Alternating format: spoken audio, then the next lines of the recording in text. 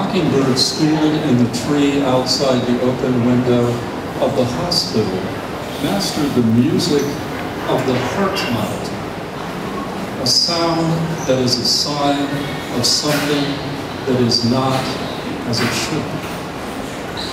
Now in the park, he makes of it a living thing among living things, a drone to carry a dozen melodies, a congregation of birds, call and response, the office of the bird to sing the machine through the window of the world to life, a living thing among living things.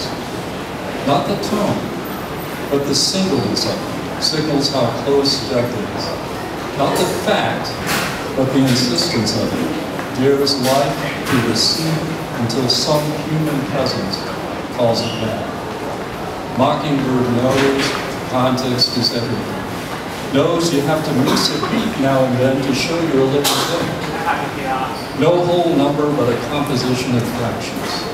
Sing a song of death with the whole choir of collectors, and it is a shadow showing how deep life goes, how on the edge of it, frail human presences flicker and flare, where life is a conflagration, the world burning with 1,000 suns.